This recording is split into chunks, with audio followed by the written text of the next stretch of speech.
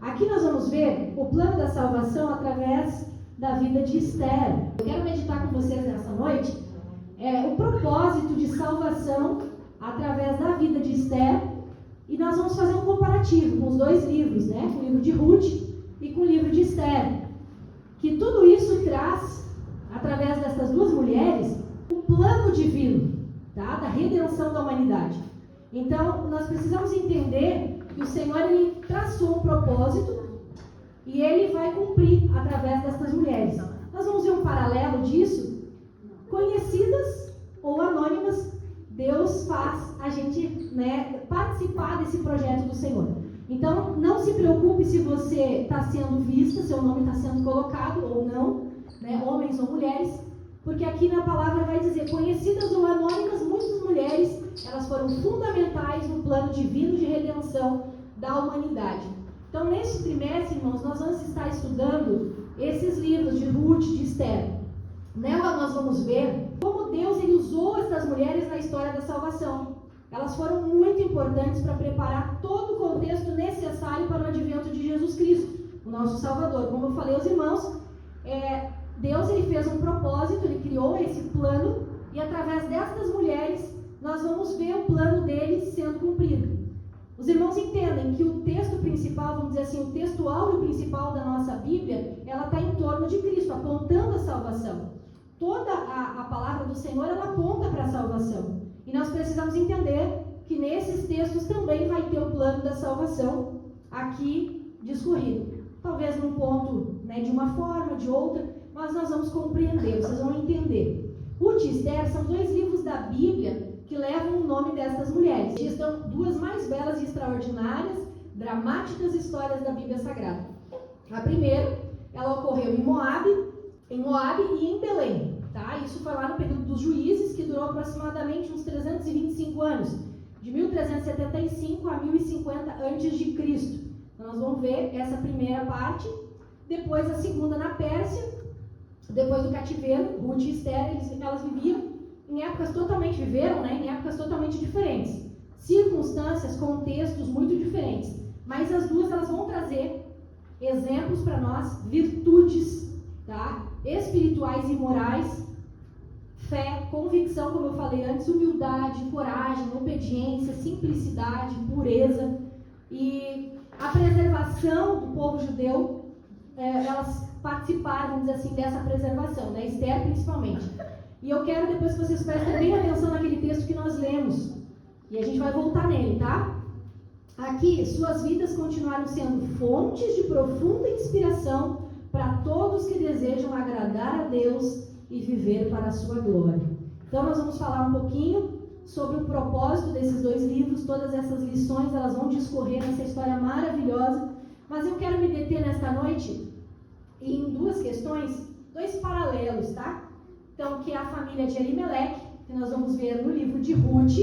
Nós falamos um pouquinho hoje de manhã e vamos ter nas próximas lições. Vou deixar vocês curiosos para saber um pouquinho mais dessa história, então não vou me deter hoje nela, que é a da família de Elimeleque, tá? Eles estavam em Jerusalém, Belém, tá? A cidade de Deus, o lugar onde tinha pão, mas eles estavam com fome, porque a fome havia chegado naquela cidade. Mas eles foram então peregrinar para a cidade de Moabe, um lugar de idolatria, um lugar improvável, um lugar onde Deus levanta Ruth para fazer parte da linhagem de Jesus. Então, falei um pouquinho hoje de manhã para os irmãos que de situações improváveis o Senhor ele tira, né? E ele traz ali Ruth para fazer parte da linhagem do Salvador no propósito de salvação. Então, eu quero que vocês parem para pensar e trazer para os nossos dias de hoje. Uma família que está dentro da casa do Senhor, mas tem falta de pão e precisa se ausentar ou peregrinar pelo mundo, na idolatria, em situações que não agradam ao Senhor. E a gente sabe que isso há consequências, né? E nós já vimos hoje de manhã as consequências que aconteceram na família de Elimeleque. Ele faleceu depois dos seus 2 filhos e por aí foi indo, né? Situações ocorrendo na vida deles. Mas eu quero fazer um paralelo também com o livro de Esther, que fala de judeus que nasceram no exílio não tinham tido experiência com Deus, mas eles se acostumaram a viver no cativeiro. Entendem os dois paralelos? Uma família que conhece a Deus, teve experiência com Deus, mas se retirou para peregrinar em terras idólatras. E aqui nós vamos ver judeus, seria o povo de Deus, mas que não teve experiência com Deus, está dentro do povo de Deus, mas não teve experiência com Deus e se acostumou daquele jeito. E eu quero confrontar o coração de vocês nesta noite para pensar, onde vocês se encontram nesse momento? Pessoas que já tiveram experiências com Deus, ou pessoas, estão peregrinando talvez por lugares onde o Senhor não se agrada, ou vocês nasceram no lar cristão, talvez conhecem já a palavra, mas não tiveram experiências o suficiente com Deus e se acostumaram simplesmente a estar na igreja, dentro, mas estão escravos ainda, se acostumando com o exílio, com a escravidão, não entendendo os propósitos de Deus. Então é isso que nós vamos falar nesta noite, porque ali no texto que eu li com vocês, Mardoqueu, seu primo de Esther, ele confronta o coração de Esther. E ele diz, se tu não ir, Deus vai levantar outro, mas tu e a tua casa perecerá. Então o Senhor está nos confrontando nesta noite, para nós entender em que lugar nós estamos, e as experiências que Ele quer nos dar, porque Deus tem um propósito com cada um de nós. E nós precisamos cumprir esse propósito. Mas para isso, o Senhor, Ele às vezes nos aperta. E aqui nós vamos ver o que aconteceu com o povo de Israel. Eles estavam tranquilos. Eles estavam bem tranquilos. Ele foi um povo que ele nasceu no cativeiro. Eles estavam acostumados. E nós vamos ver um pouquinho disso.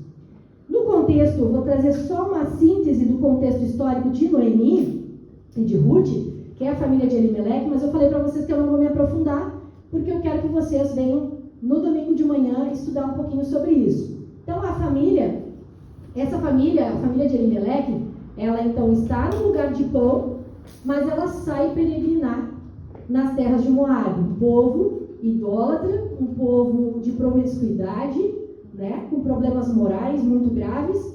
E aqui essa família, ela conhece o poder de Deus, ela tem experiências com o Senhor, mas nas dificuldades ela procura outro lugar de suprimento. Então, como eu falei para vocês, ela está no lugar onde conhece a Deus, tem experiências com Deus, mas na primeira dificuldade, o que ela faz? Ela vai andar nos campos de Moabe para buscar pão. Então, aquela família que busca no momento de dificuldade, ela busca suprimento em lugares inadequados.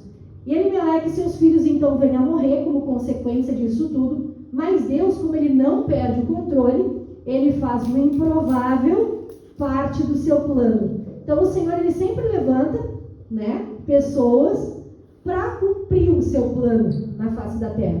E aqui nesse caso Ele levanta a vida de Ruth, que foi a nora de Noemi, que ela vem a casar com o filho então de Noemi. E ali ela vendo o exemplo da sua sogra, de relacionamento com Deus, ela vem a se converter e o Senhor coloca ela na genealogia dele. Então nós vemos ali o plano do Senhor Jesus na vida de Ruth. Por quê? Ela decidiu renunciar. E aqui está um ponto bem importante que eu quero frisar com os irmãos nesta noite. Ruth, ela resolveu renunciar o povo lá de Moabe, que eu falei para vocês que é um povo idólatra, que era da sua, vamos dizer assim, da sua história, da sua tradição, dos seus costumes. Ela renuncia isso e ela decide servir ao Senhor. Então, dentro disso, irmãos, como eu falei para vocês, eu quero confrontar vocês nesta noite, para que vocês pensem no coração de vocês aonde eu estou. Eu estou com essa família que está servindo a Deus, conhece o Senhor, mas que no momento de dificuldade ela vai buscar pão em outro lugar. Ou ela está nesse lugar ruim, mas o Senhor a encontra e ela decide renunciar, que foi o caso de Ruth. Ela estava no meio de um povo idólatra, ela estava no meio de um povo que não acreditava no Senhor, mas ela resolve olhar para sua sogra e acreditar no Deus que essa sogra dela servia. Tanto que ela diz, o teu Deus será o meu Deus. Ela fala com muita convicção. Mas ela decide então renunciar o povo às suas tradições, à sua escravidão naquele pecado, e ela decide então seguir com a sua sogra num relacionamento com o Senhor. Aqui nós precisamos ver um ponto importante, que é a renúncia. Nós vamos ver isso de novo lá no livro de Esther, que a renúncia é um passo fundamental no processo da salvação. Nós precisamos renunciar a nós mesmos, como está escrito lá em Lucas 9, e o versículo 23 até o 26, ele diz assim: se alguém quer vir após mim, negue-se a si mesmo, tome cada dia a sua cruz e siga-me. Porque qualquer que quiser salvar a sua vida, perdê-la-á. Mas qualquer que por amor de mim perder a sua vida, a salvará. Porque que aproveita um homem granjear o mundo todo, perdendo-se e prejudicando a si mesmo? Porque qualquer que de mim e das minhas palavras se envergonhar, dele se envergonhará o Filho do Homem quando vier na sua glória e na do Pai e dos santos anjos. Então aqui Ruth, ela renuncia à vida do seu povo de idolatria, de pecado, e ela decide seguir a sua sogra. Aqui os irmãos notaram, eu passei bem sucinto em cima desse tema, porque na semana que vem nós vamos estar falando só do livro de Ruth. Então nós vamos ter mais aprofundado. Mas hoje, só para deixar esse gostinho para vocês, Ruth, ela renunciou, porque isso é um passo muito importante para a salvação. Renunciar ao pecado e seguir ao Senhor Jesus. Renunciar às suas próprias vontades e estar na presença do Senhor. Então aqui Ruth faz isso. Ela decide estar ao lado da sua sogra, né? E ela diz: o teu Deus será o meu Deus, e eu servirei ao Senhor. E o Senhor a honrou, né? Nós vamos ver em toda a história de Noemi e de Ruth, Deus honrando essa mulher, sendo protagonista de uma história onde ela fez parte da genealogia do Senhor Jesus, sendo parte, né, desse plano de salvação para o ser humano, que foi através de Jesus Cristo. Então nós vamos ver um pouquinho do contexto de Esther, do histórico de Esther, para nós entender onde que eu quero chegar com esse tema que eu falei, o versículo para vocês de Esther 4. Esther, ela foi uma rainha judia na Pérsia. Essa mulher, ela foi usada por Deus para salvar os judeus de um extermínio. Tá? A primeira referência bíblica da rainha judia, que está em Esther 2 e 7, era filha de Abiai, descendente de Benjamim. Ela era órfã, de pai e mãe, e ela foi adotada e educada por Mordecai, o seu primo.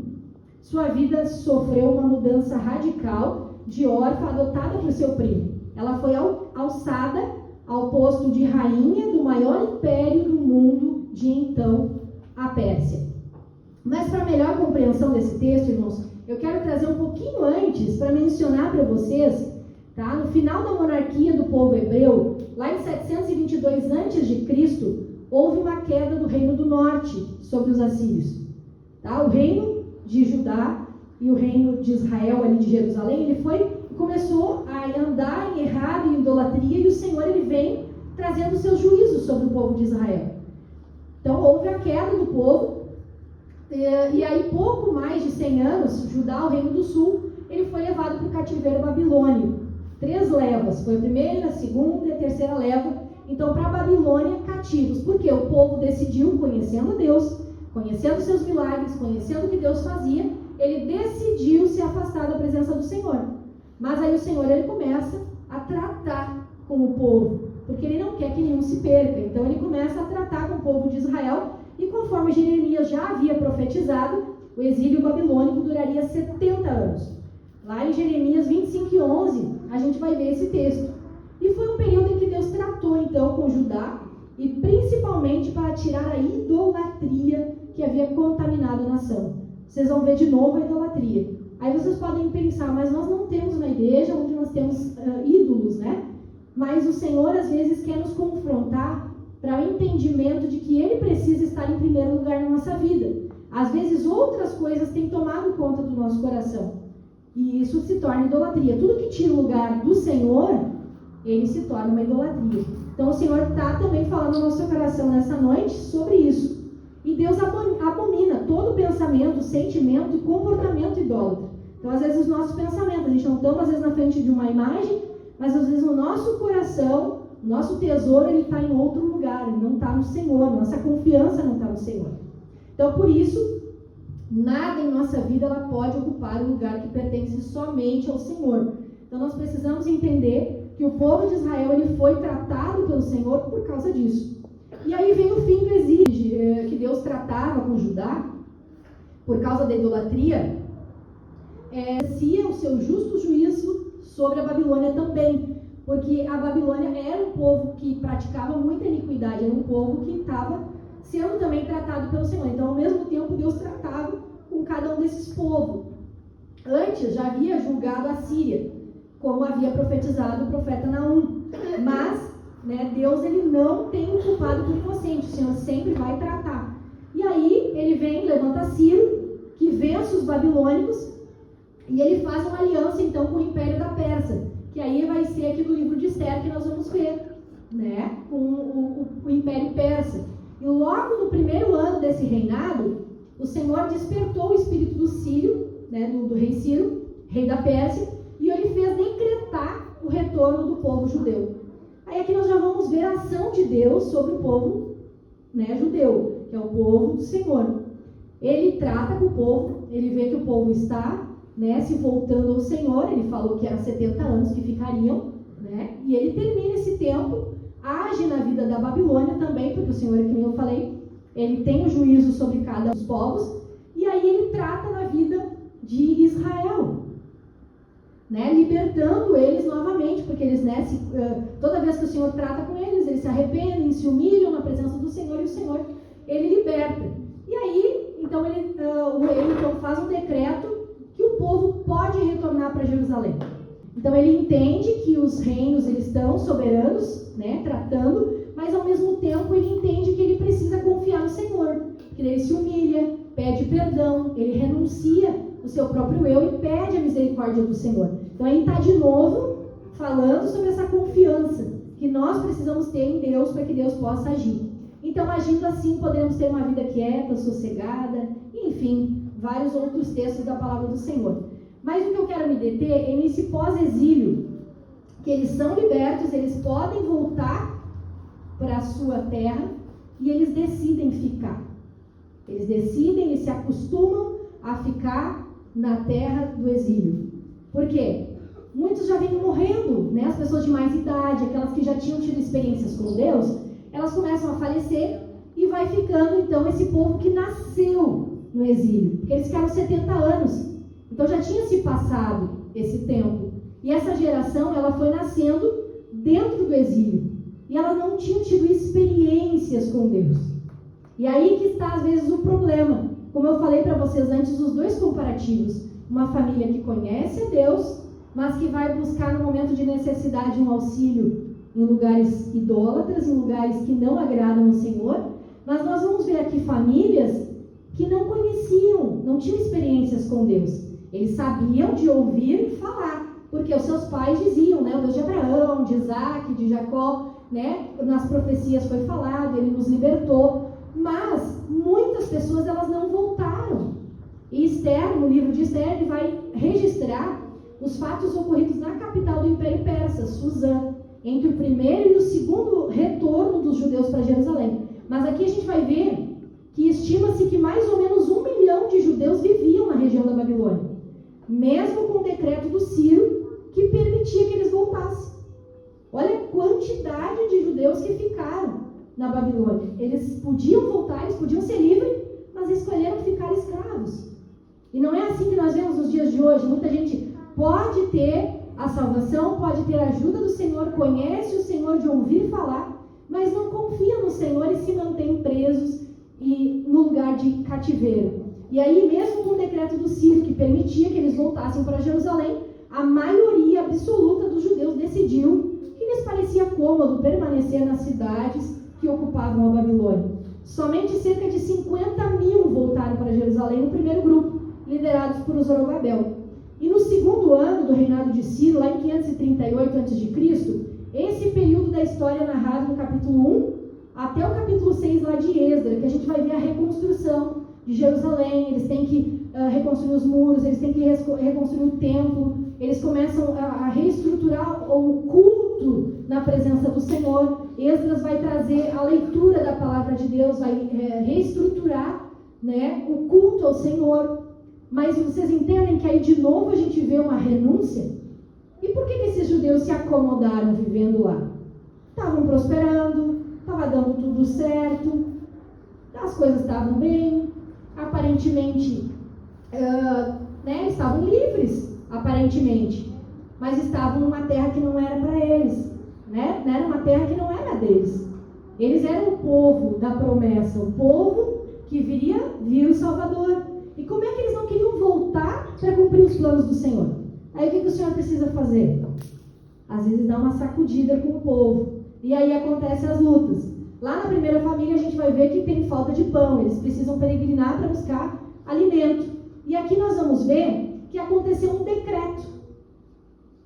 Se levantou uma pessoa que odiava o povo de Deus e ele decidiu que ele queria exterminar. E ele conseguiu fazer um decreto junto do rei para que esse povo fosse exterminado, fosse todos mortos no mesmo dia.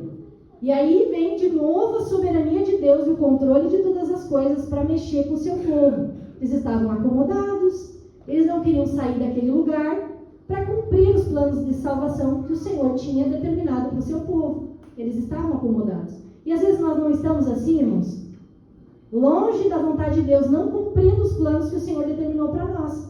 Nós estamos acomodados, exilados em terra estranha e acomodados como se aquilo fosse normal. Porque nós não temos uma experiência com o Senhor de saber que Ele pode nos livrar. E aí eu volto lá para aquele texto que nós lemos no início de Esther.